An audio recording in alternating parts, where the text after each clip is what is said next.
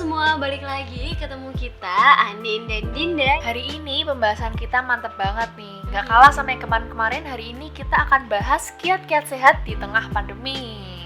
Nah Din, selama pandemi ini kamu ngapain aja sih kegiatannya? Kayaknya kamu kan sibuk gitu ya, tetap ada aktivitas di luar dan ngelakuin beberapa promosi kegiatan dari Putra Putri Solo kalau nggak salah, ya nggak sih? Bener nih, jadi akhir-akhir ini aku juga ada beberapa tugas dan kewajiban yang bikin aku mau gak mau harus keluar rumah sih. Wah, pasti kamu was-was juga ya waktu beraktivitas di luar, apalagi keadaannya masih kayak gini. Nah, kalau aku boleh tahu nih, Din, gimana sih caranya kamu jaga kesehatan walaupun kamu beraktivitas di luar? Aku lihat kamu ini tetap sehat, fresh banget gitu loh walaupun sibuk di luar juga. Oke, boleh banget dong Nin. Yang pastinya nih, aku sih tetap hati-hati kalau keluar rumah. Apalagi kan keadaannya masih belum pulih ya, masih belum baik juga.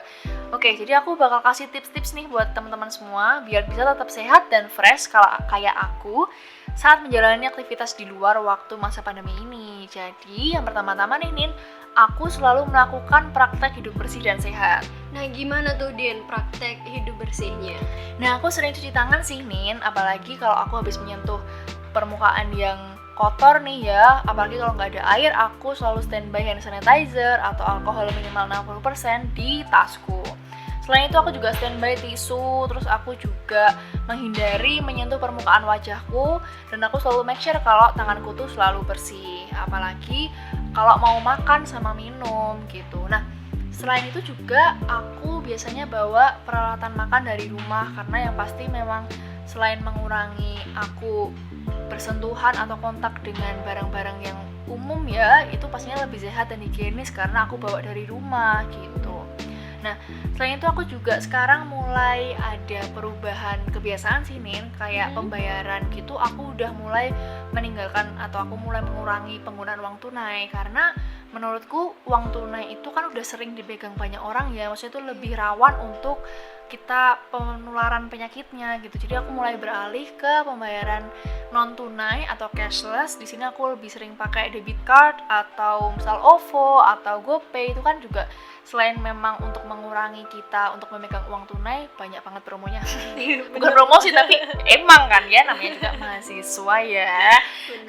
Terus aku juga nih kalau misal aku harus terpaksa menyentuh sesuatu, misal kalau aku harus buka pintu yang kan harusnya disentuh ya, aku mengurangi sih penyentuhan itu dengan aku biasanya dorong aja pakai siku atau pakai lutut gitu. Jadi nggak langsung pegang tangan. Wah, setuju banget nih aku sama kamu Din. Kebersihan ini emang penting banget ya. Oh iya Din, tadi kamu sempat bilang soal cuci tangan kan?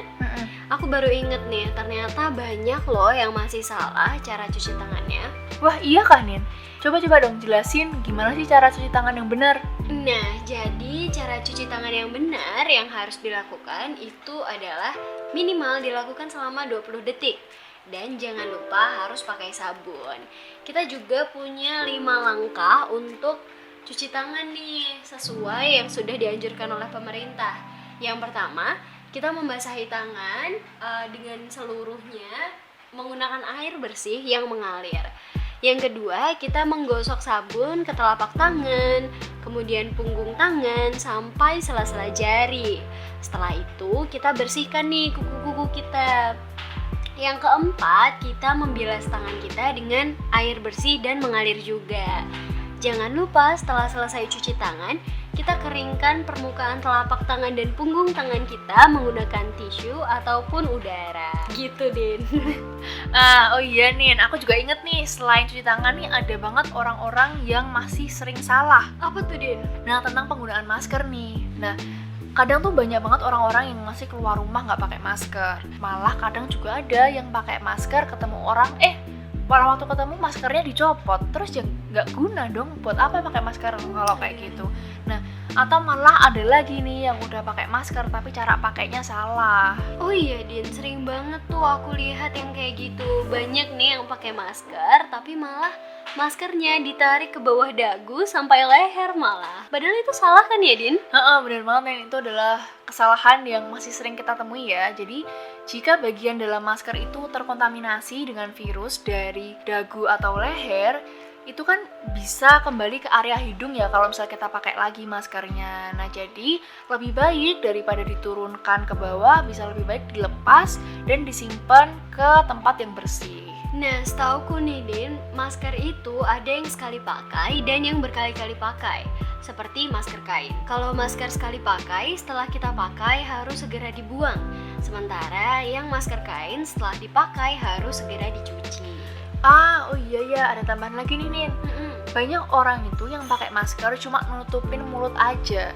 Padahal seharusnya kan penggunaan masker itu sampai menutup hidung juga ya. Karena kan sebenarnya tujuan kita pakai masker itu kan supaya kita tidak menularkan penyakit ke orang lain, dan supaya kita juga tidak langsung terpapar oleh orang lain. Nah, masker ini emang benda kecil tapi penting banget ya, Din. Walaupun rasanya emang kalau pas pakai masker itu lebih sumpek gitu ya. Tapi ini tetap penting dan harus tetap kita lakukan ketika kita keluar rumah.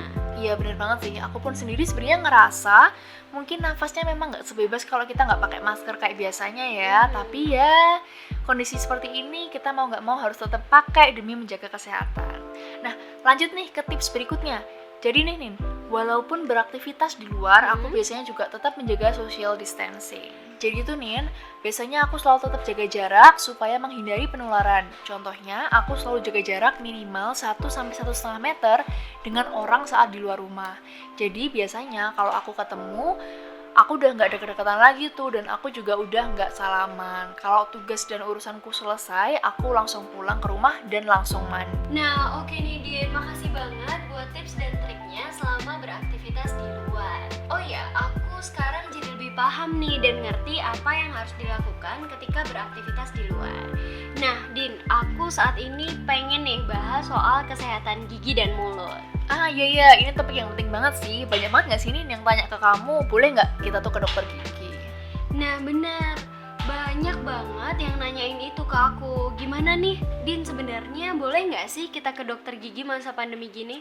Nah boleh Nin sebenarnya, karena seperti yang udah kita dengar dari dokter Mirza kemarin, ternyata PDGI udah menerapkan atau memerintahkan cara protokol praktek selama new normal gitu. Jadi insya Allah semua sudah aman, baik untuk dokter gigi dan kita sebagai pasien. Nah tapi memang ada beberapa batasan kasus-kasus untuk ditangani selama pandemi, yaitu kasus-kasus yang emergency. Nah apa sih, Din, sebenarnya kasus-kasus emergency itu? Nah, kalau yang kita dengar kemarin ya, kasus emergency itu biasanya berupa rasa nyeri yang udah nggak tertahankan, kemudian gusi yang bengkak karena infeksi, kemudian adanya pendarahan pada gigi atau dalam mulut yang tidak bisa terkontrol, juga trauma pada gigi dan tulang wajah karena kecelakaan. Jadi memang jangan takut buat teman-teman sekarang datang ke dokter gigi, karena insya Allah semuanya sekarang udah aman dengan protokol new normal yang udah dianjurkan sesuai dengan PDGI gitu. Nah oke Din, aku jadi paham nih. Kesehatan gigi dan mulut ini penting banget buat kita untuk terus dijaga. Walaupun saat ini sedang pandemi, tapi dokter-dokter gigi kita sudah menerapkan protokol new normal sesuai PDGI yang tadi udah disebutin. Jadi kita nggak perlu takut lagi untuk melakukan perawatan ke dokter gigi. Nah, BTW nih Din, kenapa ya kira-kira kita harus tetap menjaga kesehatan gigi dan mulut kita? Kenapa tuh Nin? Kasih tahu deh coba ke teman-teman. Pasti kamu bisa jelasin. Nah, semoga ya. Jadi gini nih Din, hal ini disebabkan karena mulut kita yang sehat dapat mempertahankan sistem kekebalan tubuh dalam melawan kuman atau pengganggu lainnya. Menjaga kesehatan gigi dan mulut dapat memberikan pengaruh besar terhadap seluruh tubuh kita. Karena mulut juga merupakan gerbang masuknya makanan yang di dalamnya terdapat kuman ataupun bakteri jahat dan baik. Gitu Din. Oh gitu. Nah terus gimana sih nih caranya biar kesehatan gigi dan mulut kita terjaga? Nah setahu aku nih Din, hal-hal kecil yang bisa kita lakuin itu kayak pertama, sikat gigi minimal 2 kali sehari setelah sarapan dan sebelum tidur. Tapi setelah kita makan, kita perlu memberi jarak 15-20 menit sebelum gosok gigi. Yang kedua, kita juga bisa menggunakan obat kumur Yang ketiga, membersihkan sela-sela gigi dengan sikat intradental maupun benang gigi. Yang keempat, kita juga perlu untuk rutin berkonsultasi dengan dokter gigi. Kalau saat pandemi bisa online maupun juga offline sesuai protokol. Jadi gitu Din caranya untuk tetap menjaga kesehatan gigi dan mulut walaupun tetap di rumah aja. Oh, oke, I see. Thank you ya, Nin. Nah, ini coba, abis ini kita mau bahas apa nih, Nin? Nah, habis ini kita mau bahas soal mitos dan fakta seputar COVID-19. Nah, oh iya, ini pasti banyak banget nih hoax-hoax yang beredar, apalagi di grup ya bapak-bapak dan ibu-ibu ya, aja di grup keluarga tuh, yang nggak tahu asal-muasalnya dari mana, tahu-tahu udah kesebar aja tuh kemana-mana. Benar banget nih Din, pasti kita pernah ya ngalaminnya. Jadi gini nih Din, makanya kita sebagai generasi muda harus pintar-pintar memilih informasi dan meluruskan. Oke, aku udah milih beberapa yang menarik nih buat kita bahas. Kita mulai ya, yang pertama ada pernyataan bahwa sinar matahari itu bisa membunuh virus corona karena mengandung ultraviolet.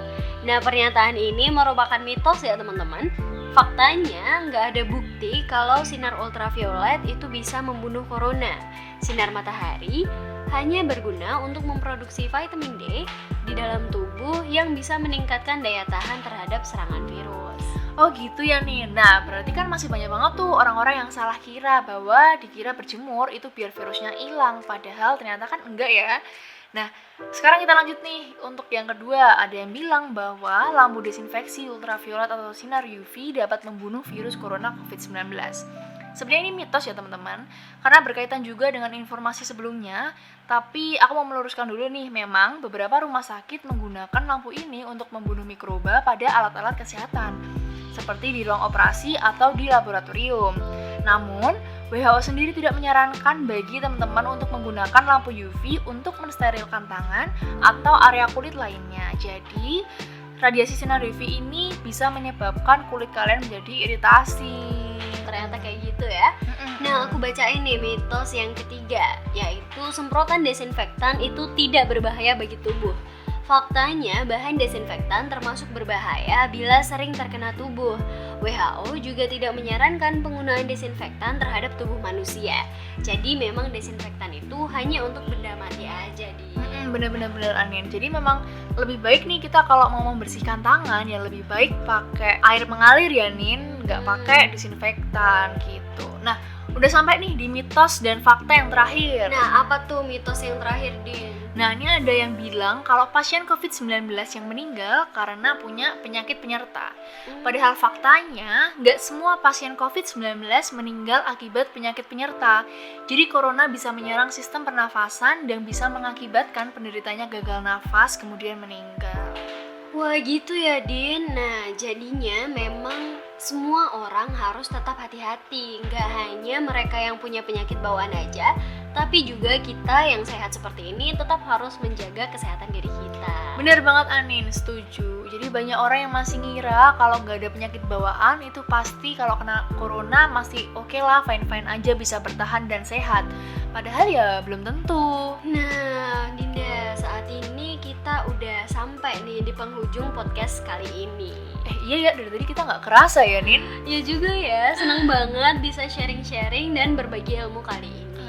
Oke, semoga yang kita berikan ini bisa bermanfaat ya teman-teman untuk kalian semua.